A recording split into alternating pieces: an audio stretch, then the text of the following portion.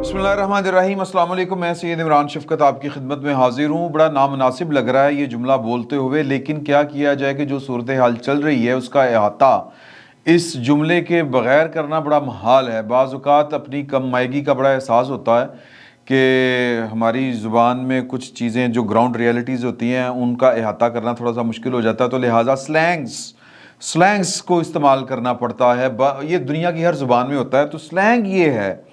और जो सूरत हाल चल रही है उसका अहाता करने के लिए जो मैं बयान करने जा रहा हूँ, पेश की माज़रत मैंने कर ली, वो ये है कि इमरान खान साहब का मजीद ठोक प्रोग्राम शुरू हो चुका है और सारे देखें ऊपर नीचे कितने काम हुए हैं। शानदाना गुलजार के ख़िलाफ़ मुकदमा, शेख रशीद साहब की गिरफ़्तारी, आमिर रां की गिरफ़्तारी, उधर छापा, वो जो नाता हाउस है वहाँ पर छापा, इमरान रियाज साहब की गिरफ़्तारी, और फिर आज दो फैसले जो ये इशारा दे रहे हैं कि काम चुके आ गया सर।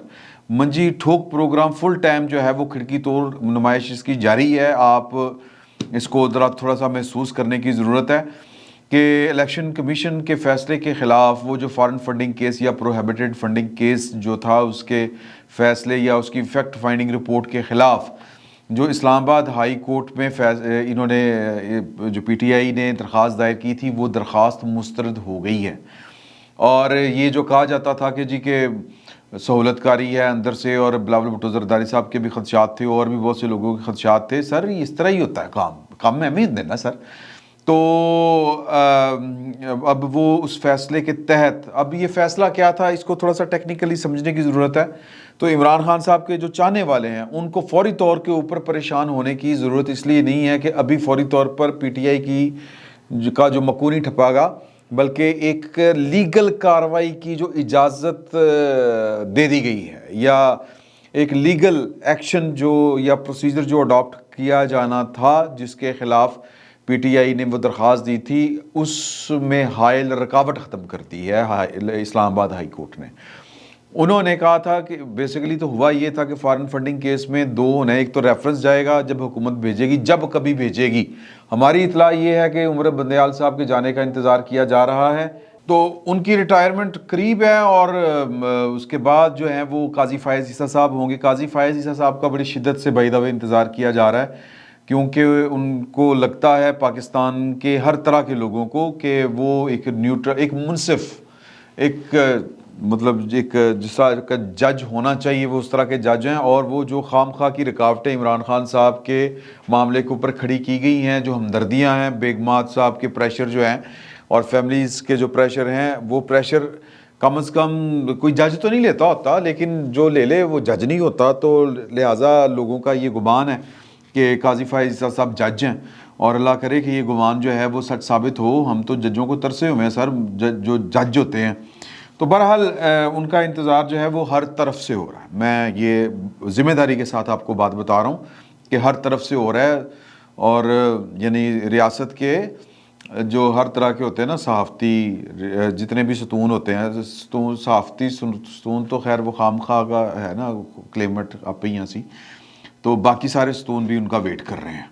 तो ये जो है वो मामला मतलब रेफरेंस तो इलेक्शन कमीशन क्या रुका हुआ है कि इलेक्शन कमीशन के फ़ैसले के ऊपर जो गवर्नमेंट है, वफाकी हुकूमत, उसने एक रेफरेंस बना के भेजना सुप्रीम कोर्ट ने 30 दिन के अंदर गालबन एक टाइम लिमिट है कि उसमें फ़ैसला करना है कि ये पार्टी जो है ये कलअदम करार देनी है या नहीं देनी। तो बड़े चांस हैं उसके, क्योंकि सर हर किस्म का यहूदी, हर किस्म का हिंदू, हर किस्म का गैर मुल्की जो है वो इमरान खान साहब को फंडिंग करता रहा। अब कोई पूछे कि ये फंडिंग क्यों हुई थी, तो नतायज सामने नज़र आ रहे हैं आपको कि पाकिस्तान की अदलिया के ख़िलाफ़ प्रोपेगेंडा, पाकिस्तान का बैंक, स्टेट बैंक जो है वो हम जो है वो आलमी साहूकारों के हवाले कर चुके हुए हैं कानून साजी करके, और पाकिस्तान के सी पैक का हम बेड़ा गर्क कर चुके हुए हैं कानून साजी करके, या वैसे ही कानून साजी नहीं वैसे ही। और इन्होंने आते सार जो हमला किया था वो सी पैक के ऊपर किया था, और सी पैक किसको चुभता है ये आपको पता है, ये बताने की ज़रूरत नहीं है। उन्हीं को चुभता है जिन्होंने इमरान खान साहब को पैसे लगा के पार्टी शार्टी चलाने और एक मुंतखब हुकूमत को गिराने के जितने भी काम किए थे। और फिर इसमें अगर सर ये फंदा पड़ेगा तो फिर ये फंदा कईयों के गले में जाएगा।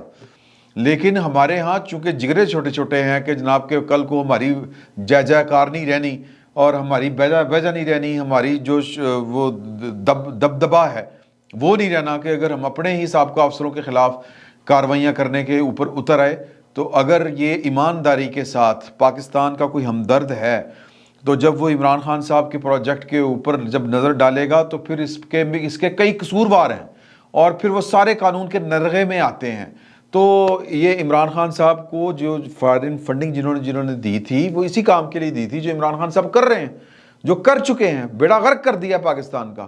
تو یہ گورنمنٹ جو ہے وہ ابھی تک اس چکر میں ہے کہ وہ الیکشن کمیشن کے فیصلے کے اوپر ریفرنس جو ہے وہ بھیجیں اس صورت میں جب وہاں پر پتہ ہو کہ وہاں پر کوئی آزادی کے ساتھ انصاف کر سکے گا، پاکستان کا مقدمہ سن سکے گا کہ پاکستان کے ساتھ کتنا بڑا ہاتھ ہوا ہے. تو پی ٹی آئی سر یوں کر کے اس کے اوپر پابندی لگے گی، لگنی چاہیے نہیں لگنی چاہیے وہ فلسفیکل گفتگو ایک اپنی جگہ کے اوپر ہے، لیکن اصل چہرے لوگوں کے بھی سامنے آنے چاہیے کہ وہ سیاست کے نام کے اوپر جمہوریت کی آڑ میں کیا کیا گل کھلاتے رہے ہیں. تو ایک تو یہ والا معاملہ ہو گیا. دوسرا فارن فنڈنگ کیس میں الیکشن کمیشن نے مزید 2 کام خود سے کرنے ہیں. ایک، انہوں نے ریفرنس بھیجنا تھا فوجداری کارروائی کا، وہ والا جو ایڈیشنل سیشن جج نے جو 7 فروری کے لیے غالباً نوٹس بھی جاری کیے ہوئے ہیں کہ عمران خان صاحب ان پرسن پیش ہوں، وہ توشہ خانہ والا معاملہ وہ بھی چونکہ الیکشن کمیشن کا ہی ہے. دوسرا فارن فنڈنگ کیس میں جو معاملہ ہے وہ ہے کہ جو ان کے فنڈز ہیں جب ثابت ہو جائے کہ یہ ممنوعہ فنڈنگ ہوئی ہے کسی پارٹی کی، تو پھر وہ پارٹی کے جو فنڈز ہوتے ہیں وہ جو بینکوں میں پڑے ہوتے ہیں، وہ جتنا سرمایہ ہوتا ہے وہ ضبط کرنا ہوتا ہے. تو خان صاحب تے رپیے دی خاطر مرن والے آدمی نے تو 37 کروڑ روپیز یا 37 کروڑ روپے وہ اس وقت 13 بینک اکاؤنٹس میں پڑے ہوئے ہیں. اور یہ یاد رہے، یہ ذہن نشین رہے، بلکہ میں باور کروانا چاہتا ہوں کہ یہ اسٹیٹ بینک نے عمران خان صاحب جب وزیر اعظم تھے بقلم خود، سمجھ رہے ہیں نا، اس وقت اسٹیٹ بینک نے ان کے 13 خفیہ بینک اکاؤنٹس نکال کر الیکشن کمیشن کے حوالے کیے تھے اکبر ایس بابر صاحب کی درخواست کے اوپر. اکبر ایس بابر صاحب کون ہیں؟ جو عمران خان صاحب کو پاکستان کا نجات دہندہ سمجھتے تھے. جب عمران خان کی اصلیت پتہ چلی تو وہ کنارہ کشی اختیار کر گئے اور انہوں نے قوم کو بتانے کی کوشش کی، لیکن چونکہ پاکستان کے طاقتور ترین لوگ عمران خان صاحب کے ذریعے کوئی بڑا کام کرنا چاہتے تھے، اس لیے پوری قوم کو عمران خان کا بخار چڑھانے کی کوشش جو کی گئی تھی، اس کوشش کے نتیجے میں جو عمران خان صاحب کی تصویر صحیح گھنونی تصویر پیش کرنا چاہتا تھا، دکھانا چاہتا تھا قوم کو، لوگوں کو وہ اچھا نہیں لگتا تھا. تو اکبر ایس بابر صاحب کی بات نہیں سنی جاتی تھی. 7 سال لگے اس معاملے کو اور الیکشن کمیشن نے عمران خان صاحب کے ہوتے ہوئے یہ والی چیزیں نکال کے دیں. تو لہٰذا عمران خان صاحب کے جو چاہنے والے ہیں ان کو فوری طور پر پریشان ہونے کی ضرورت اس لیے نہیں ہے کہ یہ پارٹی پر پابندی نہیں لگ رہی، ایک بات اس فیصلے کی وجہ سے. دوسری، عمران خان صاحب اس فیصلے کی وجہ سے فوری طور پر تا قیامت یا تا حیات جو ہے وہ نااہل نہیں ہو رہے. ابھی صرف 37 کروڑ روپے ضبط ہوں گے، اس کی کارروائی شروع ہوگی اور وہ بھی فوری نہیں ہو جانے، وہ باقاعدہ ایک لیگل پروسیس ہے اور لیگل پروسیس جو ہے وہ ذرا ڈیلے کا شکار ہوتا ہے. اس میں بھی آپ کو اندازہ ہے کہ وہ کیا معاملات ہوتے ہیں. دوسری بات جو بڑی اہم ہے وہ ہے کہ جو منجی ٹھوک پروگرام چل رہا ہے عمران خان صاحب کا، وہ ہے ٹیرین سیتا وائٹ والا، ٹیرین وائٹ ہیں جی. یہ ان کی بغیر شادی کے ایک بیٹی تھی. لمبی کہانی ہے، بہت لمبی کہانی ہے کہ عمران خان صاحب کی وہ ایک سیٹھ، ویسے تو خان صاحب نے جتنی بھی عورتیں اپنے جال میں پھنسایا، چونکہ کریز تھا خان صاحب کا، پلے بوائے تھے، بہت کریز تھا اور بڑی بڑی وہ کیا کہتے ہیں کرزما تھا ان کا، یا وہ جو کہہ لیں کہ وہ اس طرح کی جو بھی چیزیں کہتے ہیں. تو خان صاحب کا کریز بہت زیادہ تھا. تو ہر خاتون، اور خان صاحب دیکھتے تھے کہ تگڑی سامی کیڑی ہے، مطلب خان صاحب کے اوپر تو ہر دوسری جو اس وقت کی جوان عورت تھی، خیر ہجے تک بھی یہی معاملات نے، میرے بیڈ روم میں آ جائیں، میری امی بھی شادی کرنا چاہتی ہیں، ابو کو اعتراض کوئی نہیں، میں بھی شادی کرنا چاہتی ہوں، میری امی سے کر لیں یا مجھ سے کر لیں.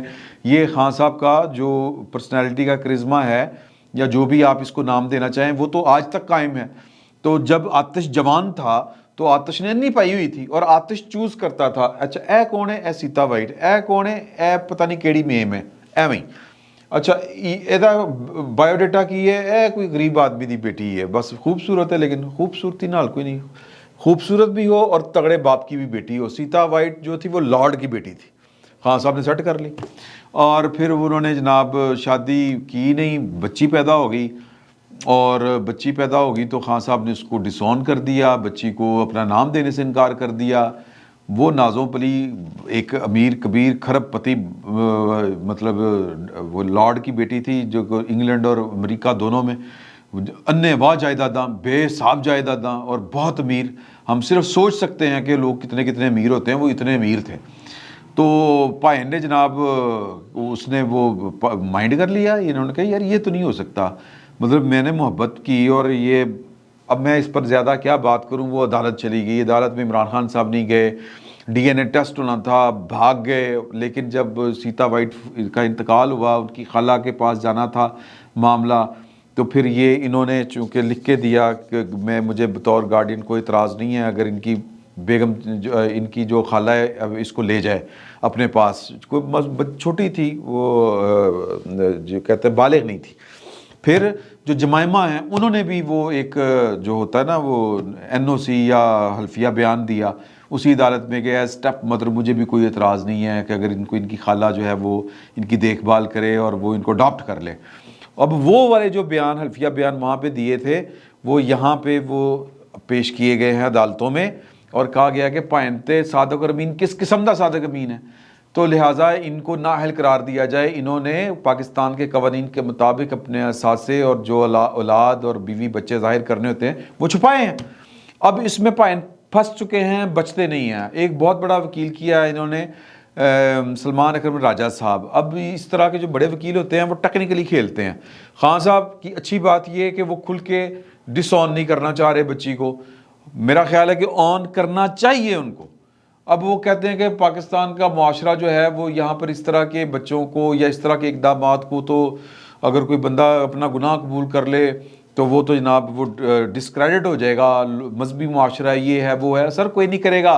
खान साहब जो लोग आपको वोट डालते हैं वो आपके हर गुनाह के ऊपर आंखें बंद किए हुए हैं, तो लिहाजा वो उसका कोई कसूर नहीं है उस बच्ची का, टेरियन का। आपको एक बाप वाली शफकत उसको देनी चाहिए, लेकिन खान साहब का इतना ना जिगरा है ना इनकी इतनी अखलाकियात है। तो अदालत में क्या खेल रहे थे? अदालत में खेल रहे हैं कि टेक्निकल बुनियादों के ऊपर अदालत ये मुकदमा नहीं सुन सकती। अच्छा जी, पहली टेक्निकल रीज़न क्या है? पहली टेक्निकल रीज़न ये है कि अदालत इसलिए नहीं सुन सकती कि इमरान खान तो अब कौमी असम्बली का रुकन ही नहीं है, हाथ है, तो लिहाजा 62-63 तो उनके ऊपर लगती नहीं है, तो इस दरख्वास्त का मकसद ही कोई नहीं है, ये मेंटेनेबल ही नहीं है, इसको खारिज किया जाए, ये सुनी नहीं जा सकती। दूसरी बात कि जज साहब आपने पहले इस दरख्वास्त से इनकार किया था सुनने से, हुण की चक्कर है दरख्वास्त तुसीं सुन रहे हो। सर जब जो ताकत के खेल होते हैं ना, मैं सादा अल्फाज में आपको एक बात बताऊं, जब वहाँ पर आप नामुराद करार दे दिए जाएं ताकत के मराकज़ में, तो फिर आपके ख़िलाफ़ जो है ना वो हर आपकी वो जिन्हों कहते हैं ना कि पंजाबी में कि आटा गुंदी हिलनी क्यों है, तो सर वो वाली सूरत हाल हो जाती है। आपने तो ब्लेंडर किए हुए इतने इतने बड़े, आपकी तो वीडियोज़ हैं, और दुआएं दें। मैं समझता हूँ कि ये उन लोगों की मेहरबानी है जो इस सोसाइटी का फैब्रिक बचाने की कोशिश मतलब कर रहे हैं कि नहीं कर रहे, लेकिन अगर वो वीडियोज़ आएँ तो बहुत गंद पड़ेगा। जो इमरान खान साहब की वीडियोज़ हैं जो हम तक बातें पहुँची हैं, सर मैं आज तक इमरान खान साहब की एक ऑडियो नहीं सुन सका जिसमें वो फ़ज़ाइल बयान कर रहे हैं अपने हाथों की उंगलियों के। इससे ज़्यादा मैं घटियापन मुझसे नहीं हो सकता। मैं मतलब मैं क्या यकीन दिलाऊं आपको, मैं नहीं सुन सका वो कोई 4 सेकंड की कि पता 40 सेकंड की सुनने के बाद जहाँ जितने खान साहब जो हैं वो गटर में उतरना शुरू हुए हैं। सर मेरे कन्ना जो धुआं निकलना शुरू हो गया। मैं कोई नेक आदमी नहीं हूँ, मैं खुद बहुत बड़ा जनाब वो अपनी एटम है, समझ रहे हो ना। हर बंदा ही होता है, अल्लाह ताला पर्दे रखने वाला होता है, लेकिन खान साहब जो हैं उनकी ये सारी हरकतें, सिर्फ कहने का मतलब ये है कि जब आपको पता हो कि मैं ये गंद कर चुका हूँ, तो फिर सर आप दर्स नहीं दे सकते, आप चैम्पियन नहीं बन सकते। क्रिमिनल लोग, वो क्रिमिनल माली क्रिमिनलिटी हो, जुर्म अखलाकी हो या जुर्म जो है वो फौजदारी हो, اس میں وہ جو مجرم بندہ ہوتا ہے سر، وہ جرائم پیشہ آدمی، وہ انقلاب نہیں لا سکتا ہوتا. یہ سادہ سا فارمولہ ہے، یہ عمران خان صاحب کی کھوپڑی میں نہیں گھس رہا تھا سر، ہن سمجھ آ جائے گی. تو یہ سر منجی ٹھوک پروگرام بیسیکلی شروع ہو چکا ہوا ہے، اور اس میں آج عدالت نے لارجر بینچ تشکیل دینے کا اسلام آباد ہائی کورٹ کے چیف جسٹس نے فیصلہ کیا ہے. تیزی آئے گی سر، سلو موشن میں اب کام نہیں چلنے. اور خان صاحب نے سر دیکھیں، بات یہ ہے کہ یا تو ہوں آپ انقلابی، اور انقلابی کون ہو سکتا ہے سر؟ جس کا دامن ٹھیک ہو. انقلابی وہ ہو سکتا ہے، گناہ وہ کرے جس نے خود کبھی گناہ نہ کیا ہو، گناہ گار کو روڑے وہ مارے جس نے کبھی گناہ نہ کیا ہو، یا لوگوں کو گناہ یا ثواب کی تلقین وہ کرے جس کا اپنا دامن صاف ہو. سر کرنی ہے، میرا مطلب ہے کہ ٹیلی فون تے گلاں اور بغیر بیاہ تو بچے پیدا کرنے، اور پھر ان بچوں کو قبول نہ کرنا سر، اور درس دینے ریاست مدینہ دے اور پھر جناب کے جو طاقتور ہیں، جو چیمپئن ہیں، ان کو کرنا چیلنج. سر ایویں نہیں ہوتا، ایسے نہیں ہوتا. شیشے کے گھر میں بیٹھ کے آپ لوگوں کے اوپر اگر آپ پتھر ماریں گے، لوگ بم مارن گے. اے بمب وج رہے جی، میزائل وج رہے نے خان صاحب نو. اور میں اب اس کے علاوہ اور کیا کہوں، بس مگی گل. خان صاحب کا منجی ٹھوک پروگرام آن ہے، اگر کسی کو نہیں سمجھ آ رہی وہ جا کے اپنی بھینس چرائے. فی الوقت اتنا ہی، بہت بہت شکریہ آپ.